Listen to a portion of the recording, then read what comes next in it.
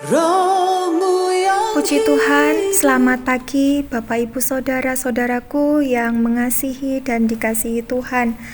Pagi hari ini saya akan membagikan renungan dengan judul Aku Bukan Lagi Aku.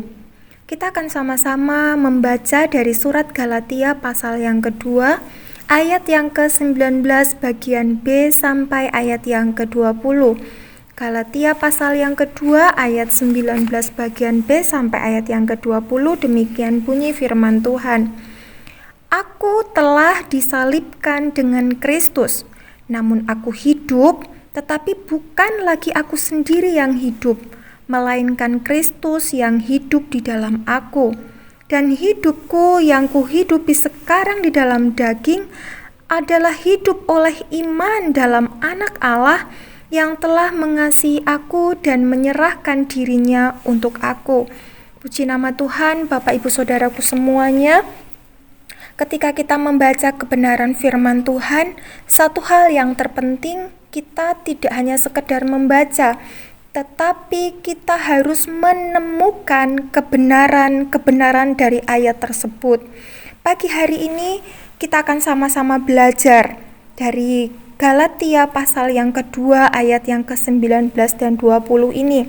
Saya akan membagikan dua hal tentang bukan lagi aku sendiri yang hidup, melainkan Kristus yang hidup di dalam aku. Yang pertama, bagaimana Kristus bisa hidup di dalam kita? Dan yang kedua, apa akibat jika Kristus hidup di dalam kita? Kita akan sama-sama belajar pada bagian yang pertama. Bagaimana Kristus bisa hidup di dalam kita? Kita lihat di dalam ayat yang ke-19 yang sudah saya bacakan tadi, dikatakan, Aku telah disalibkan dengan Kristus. Artinya, saudara, ketika kita menyadari bahwa kita telah disalibkan dengan Kristus, artinya manusia lama kita itu telah disalibkan bersama-sama dengan Kristus. Artinya sudah lewat, sudah berlalu. Supaya apa, saudara? Supaya tubuh dosa kita kehilangan kuasanya. Kita disalibkan bersama-sama dengan Kristus ketika kita percaya, ketika kita menerima Yesus sebagai Tuhan dalam kehidupan kita. Bapak Ibu Saudara yang dikasihi Tuhan, satu kebenaran yang harus kita tangkap pada pagi hari ini, bahwa tidak ada jalan lain untuk Kristus bisa hidup di dalam kita selain kita percaya. Ketika kita percaya bahwa Yesus adalah Tuhan, pada saat itu juga, pada detik itu juga, Yesus hidup di dalam hidup kita, yang artinya hidup ini yang kita hidupi bukan lagi kita, melainkan Kristus. Saudara, kekristenan, agama Kristen tidak membuat Kristus hidup di dalam kita. Oleh sebab itu menjadi satu pergumulan yang berat seharusnya bagi orang-orang yang selama ini merasa hidupnya nyaman-nyaman saja karena dari sejak lahir sudah beragama Kristen. Harusnya ini menjadi satu pertanyaan dalam kehidupan kita. Apakah saya sudah mengakui bahwa Yesus adalah Tuhan? Karena di dalam Roma pasal 10 ayat yang ke-9 dikatakan, sebab jika kamu mengaku dengan mulutmu bahwa Yesus adalah Tuhan dan percaya dalam hatimu bahwa Allah telah membangkitkan Dia dari antara orang mati, maka kamu akan diselamatkan. Kita harus mengaku Yesus adalah Tuhan. Saya selalu mengajar kepada anak-anak didik saya agar mereka mau mengakui bahwa Yesus adalah Tuhan. Karena ada agama yang mempercayai Yesus adalah juru selamat, namun mereka tidak mempercayai jika Yesus adalah Tuhan. Jika kita hanya percaya Yesus adalah juru selamat, itu belum sempurna Bapak Ibu Saudara semuanya. Kita harus mengaku bahwa Yesus adalah Tuhan. Ketika kita mengaku bahwa Yesus adalah Tuhan, maka kita pun mempercayai Dialah satu-satunya juru selamat kita.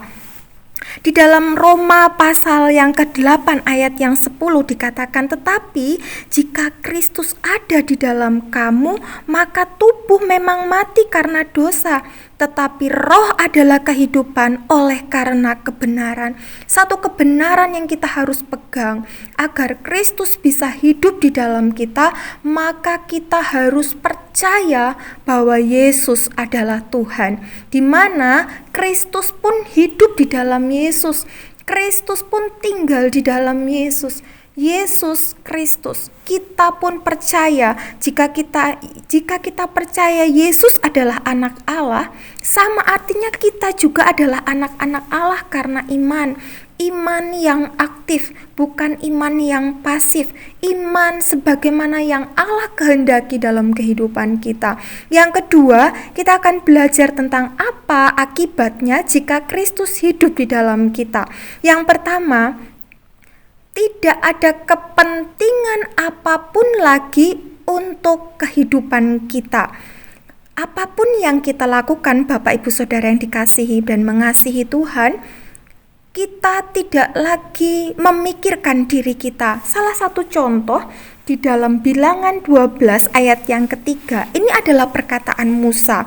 Dikatakan, adapun Musa ialah seorang yang sangat lembut hatinya, lebih dari setiap manusia yang di atas muka bumi. Saudara, ini bukan perkataan Tuhan, tetapi ini adalah perkataan Musa. Jika kita menilai Musa, maka kita akan berpikir Musa adalah orang yang sombong. Dia berani mengatakan bahwa dirinya adalah orang yang paling lembut hatinya di muka bumi. Tetapi karena Musa tidak lagi memiliki kepentingan apapun atas dirinya, maka ketika Musa menyampaikan perkataan ini, dia tidak peduli karena memang inilah keadaan yang sebenarnya. Merendahkan diri bukan berarti tidak sombong. Orang yang rendah hati dan tidak mau mengungkapkan kemampuan-kemampuan yang dia miliki tidak menunjukkan bahwa dia orang yang rendah hati atau tidak sombong. Tetapi apapun yang kita lakukan ketika Kristus hidup di dalam kita, akibatnya adalah kita tidak lagi peduli tentang apa kata orang tentang diri kita. Tidak ada kepentingan apapun untuk diri kita. Yang kedua, apa akibat jika Kristus hidup di dalam kita? Ini adalah satu hal yang penting yang kita harus pegang, bahwa kita sama seperti Yesus. Kita adalah umat, orang-orang yang sudah dikuduskan, orang-orang yang sudah disucikan, orang-orang yang sudah dibenarkan. Saudara-saudaraku semuanya, di dalam iman kepada Kristus, kita akan terus bertumbuh, berakar di dalam kasih kepada Allah.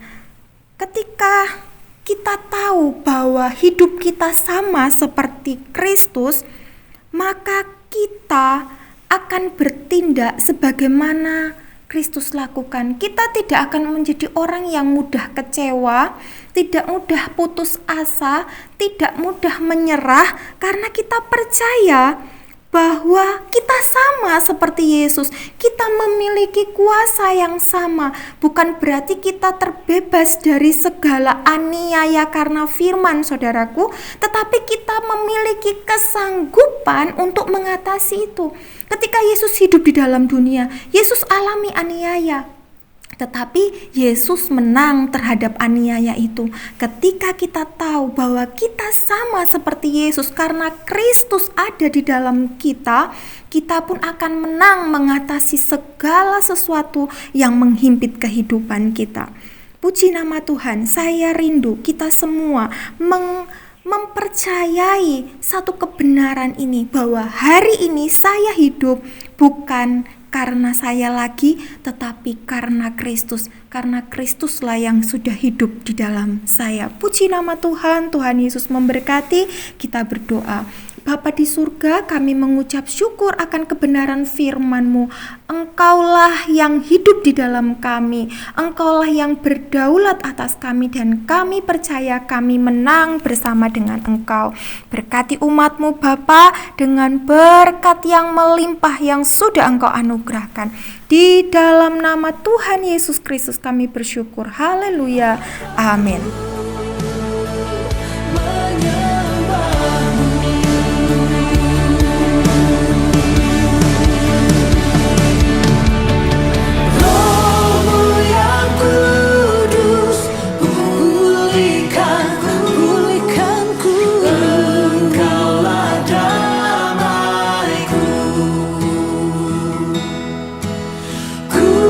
Hidup